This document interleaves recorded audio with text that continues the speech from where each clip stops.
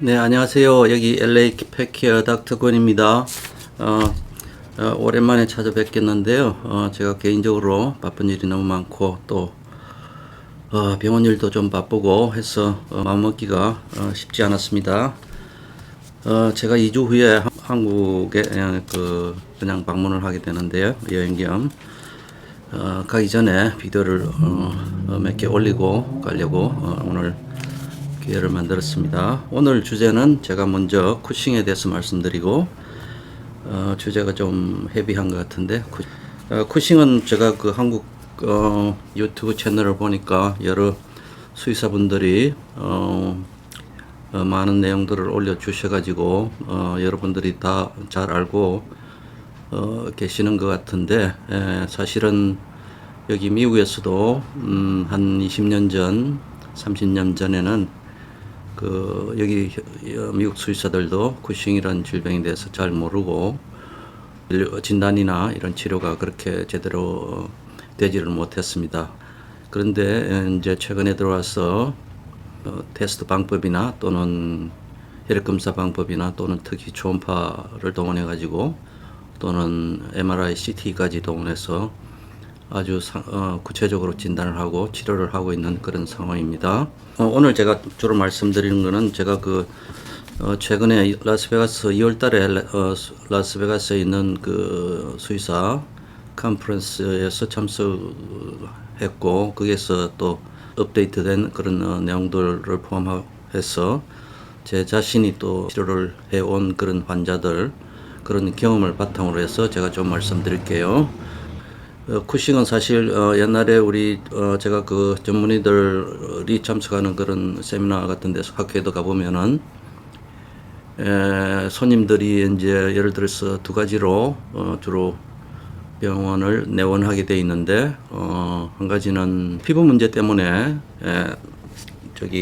내원을 해가지고 그 당시만 해도 이 쿠싱에 대해서 잘 알려지지 않아가지고 그 일반인들이 피부과 전문의한테 의뢰를 해가지고 피부과 전문의들이 쿠싱을 진단하고 또 치료를 하는 그런 하나의 경로가 있었고 또 하나는 이제 쿠싱 환자들이 물을 많이 마시니까 우리 애가 갑자기 최근에 들어서 물을 많이 마신다.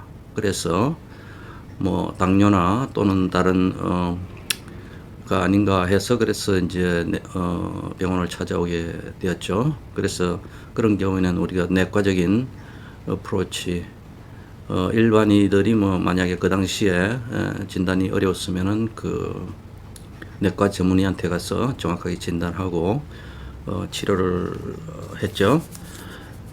그 당시에만 해도 지금 치료약으로 주로 우리가 사용하고 있는 베토릴, 트라일로스테인은 어베일러블 하지가 않았기 때문에 주로 그 라이소드레인이라는 약물을 사용했는데 라이소드레인은 그 부신 피질의 그 세포를 파괴를 하기 때문에 회복 불능이 되는 거죠. 그래서 지나치게 용량이 조금만 과하게 쓰더라도 쓰게 되면은 이게 생산을 줄이려다가 그 스테로이드 호르몬 생산을 줄이려다가 생산이 모자라거나 아니면 생산이 아예 되지 않는 에디슨 상태로 빠지게 되는 그런 경우들이 많이 있었기 때문에 제가 이야기 들은 그 전문의들과의 대화에서 느낀 거는 그 당시에는 피부과 의사나 또는 내과 의사도 그 쿠싱 치료하는 것을 굉장히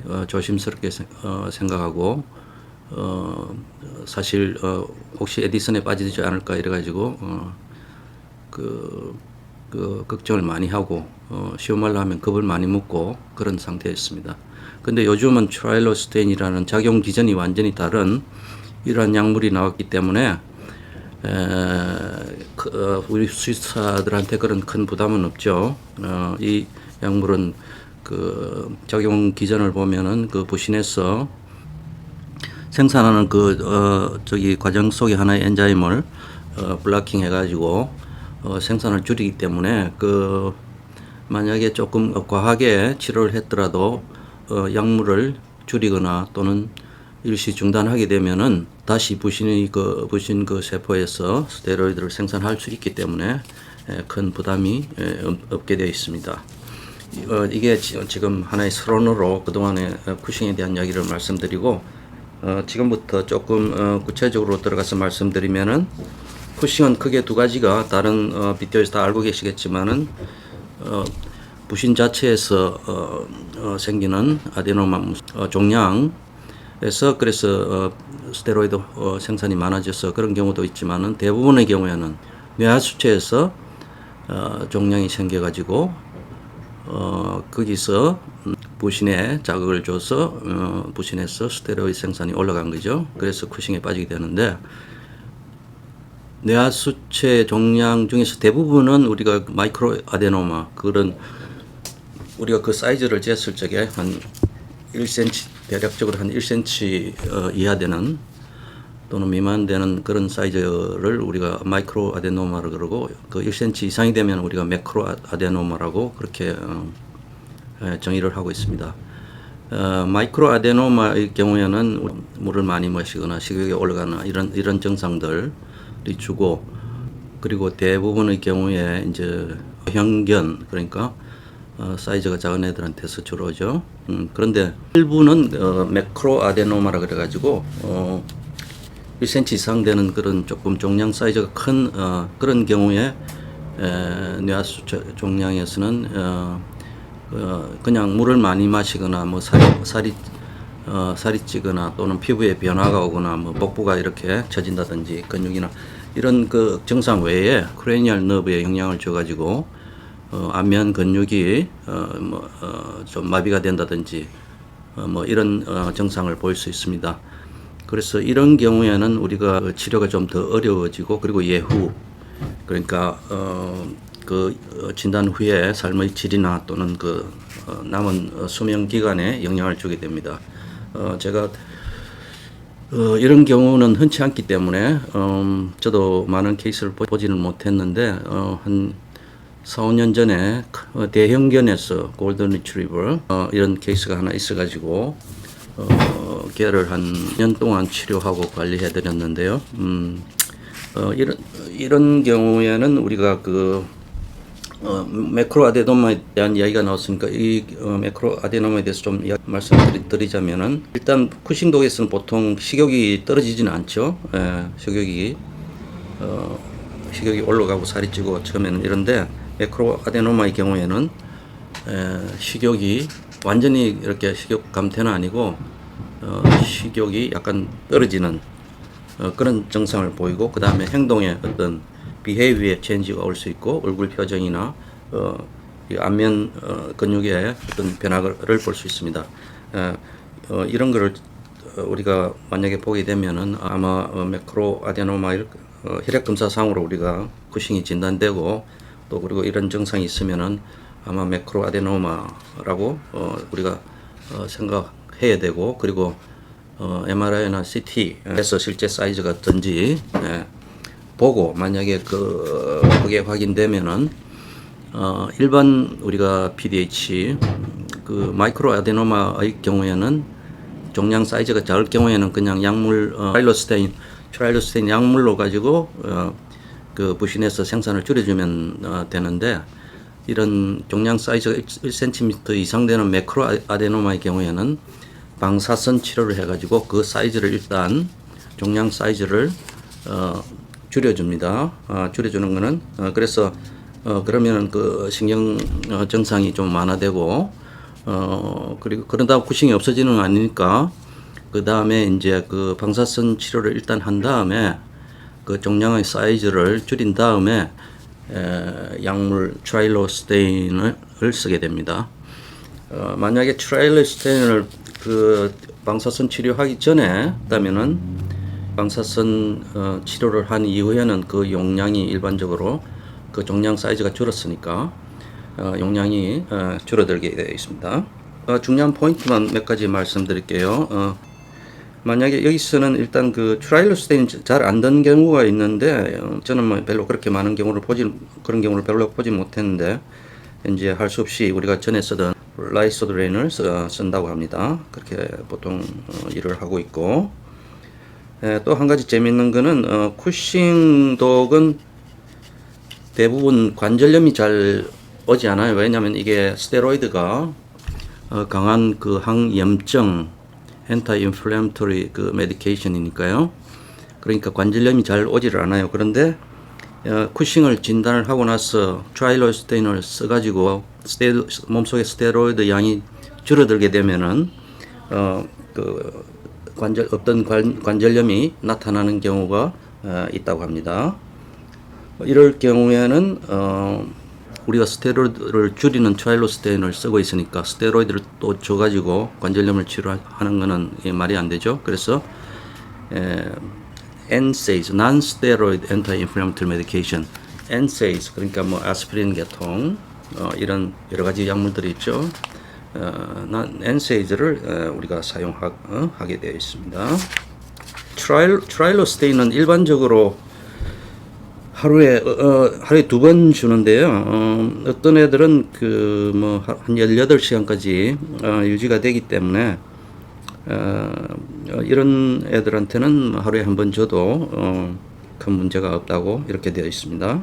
그 다음에 이 트라일로스테인 용량을 조절하는 거는 이건 뭐 너무 기술적인 거기 때문에 우리가 시작해 가지고 뭐 2주 후나 한 달 후나 이렇게 해서 그 검사하는데 잠깐 언급을 드린다면은 그 일반적인 혈액 검사 중에서는 우리가 LDDS를 주로 많이 사용하는 것 같은데 이게 그 센시티비티 그건 거의 한 90% 정도에서 우리가 쿠싱을 가진 환자에서 쿠싱으로 나오기 때문에 주로 이거를 많이 쓰고 ACTH도 물론 쓰긴 합니다만 그거는 센시티비티가 떨어지기 때문에 LDDS보다는 덜 쓰는 거로 이렇게 알려져 있습니다. 그리고 울트라사운드는 예를 들어서 우리가 부신의 사이즈를 부신의 사이즈가 콩알만 하죠. 그러니까 부신의 사이즈를 복부 그 울트라사운드로 부신의 사이즈를 보게 되어 있습니다. 보는데 그건 하나의 참고 사항이고 진단에 그게 그 울트라사운드로 우리가 쿠싱을 진단하는 건 아니죠. 그냥 참고로 하고 쿠싱인 환자에서도 부신 사이즈가 이렇게 인라지 되지 않은 정상 사이즈로 나온 애들도 있으니까요. 그래서 초음파는 그 진단의 마지막 단계가 아니라는 것을 말씀드리고 싶습니다. 그 다음에 나중에 기회 있으면 당뇨에 대해서 제가 좀 말씀드리겠는데요. 쿠싱 환자의 한 10% 정도에서 당뇨와 함께 오는 것으로 통계적으로 알려져 있습니다. 이렇게 되면은 당뇨를 우리가 치료하고 그 다음에 당뇨와 그 다음에 그 쿠싱 두 가지 질병을 동시에 치료를 해야 되겠죠. 그 다음에 LDDS 이 테스트를 할 적에 한 가지 중요한 거는 쿠싱이 아닌데 쿠싱으로 나오는 경우가 상당히 많은 경우가 있는데 이거는 뭐냐면은 환자가 다른 질병을 가지고 있을 때 다른 질병으로 아픈 아이에게 쿠싱 LDDS 테스트를 하면은 그 false positive가 up to 50% 그러니까 최대 50%까지 쿠싱이 아닌데 쿠싱으로 나올 가능성이 있기 때문에 LDDST 이 테스트는 그 다른 질병을 가진 환자에서는 이 테스트 방법을 사용하지 않는 것으로 되어 있습니다. 그리고 ACTH도 그 false positive 한 15% non-adrenal disease 그러니까 다른 질병을 가지고 있는 애들한테 LDDST보다는 그 퍼센티가 작지만 한 15%에서 false positive가 나온다고 이렇게 되어 있습니다. 일단 그 쿠싱 환자를 우리가 치료를 하게 되면 보통 평균 수명이 한 2년, 한 10% 경우에는 한 4년까지 살 수 있는 거로 통계적으로 그렇게 알려져 있습니다. 그리고 이 피추이터리 뇌수체 종양 중에서 마이크로 아데노마 말고 매크로 아데노마 1cm 이상의 경우에는 그리고 그 신경 증상까지 나타나게 되면은 예후가 좀 아주 안 좋은 거로 그렇게 되어 있습니다. 제가 치료한 몇 년 전에 치료한 그 골든 리트리버 리오라는 애가 있었는데, 걔는 그 주인분이 아주 지역정성 또 이렇게 저거 하고 그래가지고 최초 진단되고 나서 2년 조금 넘어서까지 살은 걸로 제가 기억하고 있습니다. 그러니까 환자마다 케이스마다 조금씩 다를 수 있으니까 포기하지 마시고, 수의사가 예를 들어서 치료를 하려 그래도 키우시는 분이 포기를 해버리면 우리가 진단이나 치료를 할 수 없으니까 뭐 금전적으로나 여러 가지 이유가 있겠지만은 포기를 하지 마시고 끝까지 치료를 하시면 의외로 좋은 결과가 나올 수도 있다고 이렇게 생각이 됩니다. 그런데 이 매크로 아데노마도 신경 증상의 정도에 따라서 신경 증상이 심한 경우에는 예후가 아주 안 좋지만, 신경 증상이 아주 좀 미약한 경우에는 예후가 그렇게 나쁘지 않으니까 포기하지 마시고 치료하시는 것을 권장드립니다. 그리고 큰 한 가지 원칙은 우리가 여기에서 일단 증상이 없으면 우리가 no symptom, no test, no treatment, 증상이 없으면 검사도 하지 않고 그 다음에 치료할 필요도 없다. 이게 하나의 큰 대전제가 되겠습니다. 그런데 아무 증상이 없는데 괜히 내가 쿠싱이라는 질병이 굉장히 안 좋고 그래서 우리 애를 갖다 데려가서 쿠싱 테스트를 하자 그러고, 또 수의사도 거기에 동의해서 한다면은 그거는 우리 여기 지금 미국에서 일반적으로 전문의들이 이야기하는 진료 방향하고는 좀 거리가 있다고 생각할 수 있겠습니다. 그러니까 no symptom, 증상이 없으면 no test, 검사할 필요 없고 no treatment, 치료할 필요도 없다. 이거를 기억하시기 바랍니다. 그리고 매크로 아데노마의 경우에는 꼭 MRI나 CT, MRI, CT에 대해서 제가 구체적으로는 잘 아는 바가 없지만은 CT가 더 나은 거로, 마이크로 아데노마 같은 경우에는 MRI나 CT를 해도 잘 볼 수가 없겠죠. 그런 거를 말씀드리고, 아까 그 초음파 이야기는 한 번 더 말씀드리면, 초음파는 쿠싱 환자에서도 한 25% 정도에서는 어드리널 글랜드 부신의 그 사이즈가 정상 사이즈로 나오기 때문에 초음파는 하나의 참고 사항이고, 그 부신 사이즈를 보고 얘는 쿠싱이 아니다, 예를 들어서 정상 사이즈로 해서 쿠싱이 아니다 이렇게 하면은 그것은 진단이 잘못될 가능성이 많기 때문에 반드시 LDD, ST 또는 ACTH 테스트를 해야 되겠습니다. 네, 이상입니다. 감사합니다.